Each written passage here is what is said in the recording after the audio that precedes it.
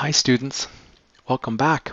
I'm going to tell you a little story today in celebration of upcoming Orange Shirt Day, the day that we remember about the education of children, how every child matters. Today we're going to read a story from Black Elk. It's a very important story. It's called The Story of the Peace Pipe. Before we begin reading, I want to tell you, because we're talking about the peace pipe, it's important to know that the peace pipe is not like cigarettes. Cigarettes are filthy. Cigarettes make you sick. Cigarettes cause cancer. Cigarettes are very expensive. Cigarettes are not good for you.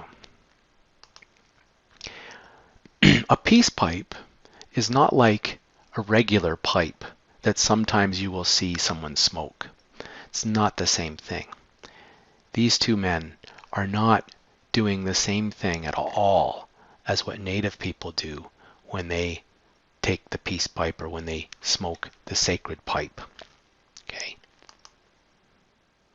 It's not even the same as when you do shisha or when you have a hookah. Something like this. These sorts of pipes are not the same. These people are not doing something sacred. Maybe they're addicted to nicotine, maybe they can't stop smoking, they're hurting their bodies. Maybe they're doing it because they are nervous or because they have a lot of tension. But they're not smoking peace pipe. They're not using a sacred pipe. This is not sacred what they are doing. This is very important difference between Native people and the way that other people in the world use tobacco. So it's not this. It's not cigarettes. It's not a pipe. And it's not a shisha or a hookah pipe. This pipe is sacred. This pipe is special. This pipe is very important. This pipe is the way that you learn about all your relations. Mitakoyasi. It's the way you learn about how everyone is part of you and you are part of them. How all the animals are with us and we are with them. How all the earth is with us and we are with them. How God is with us and we are with him or her. Okay? So this is very important. It's very different than smoking a cigarette. Let me read the story to you. There is a story about the way the pipe first came to us. This is Black Elk speaking. He's a very important holy man among the Lakota Sioux Native tribe. A very long time ago, they say, 2 scouts were out looking for bison. These men are scouts. They're looking for bison. And when they came to the top of a high hill, they saw something coming. And when it came closer, they cried out, "It's a woman!" And it was. Then one of the scouts, being foolish, had bad thoughts and spoke them. But the other said, "That is a sacred woman. Throw all your bad thoughts away." When she came still closer, they saw she wore a white buckskin dress, and that her hair was very long, and that she was young and very beautiful. And she knew their thoughts, and said in a voice that was like singing, "You do not know me, but if you want to do as you think, you may come." and the foolish one went.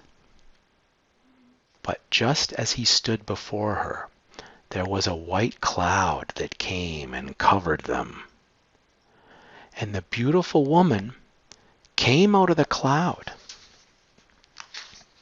And when it blew away, the foolish man was a skeleton covered with worms. Ugh. Then the woman spoke to the one who was not foolish. You shall go home and tell your people that I am coming, and that a big teepee shall be built for me in the center of the nation.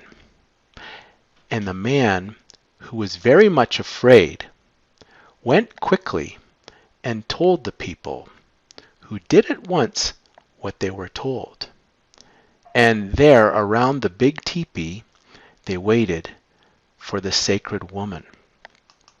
And after a while she came, very beautiful and singing. And as she went into this teepee, this is what she sang. With visible breath I am walking, a voice I am sending as I walk.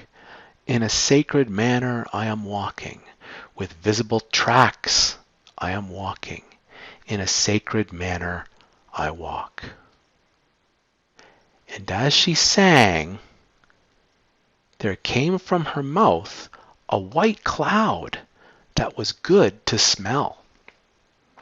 Then she gave something to the chief, and it was a pipe with a bison calf carved on one side to mean the earth that bears and feeds us, and with 12 eagle feathers hanging from the stem to mean the sky and the 12 moons.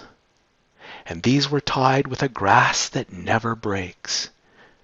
Behold, she said, with this you shall multiply and be a good nation.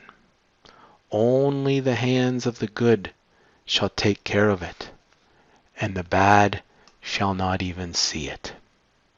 Then she sang again and went out of the teepee, and as the people watched her going, suddenly it was a white bison galloping away and snorting, and soon it was gone. This they tell, says Black Elk, and whether it happened so or not, I do not know. But if you think about it, you can see that it is true. This is the story, a very important story. Native people, this is part of their tradition and culture. I want you to think about the story. See if you can remember the story and learn from the story. All right, students. Mitakuye-asen. We're all related. Happy Orange Shirt Day. Bye.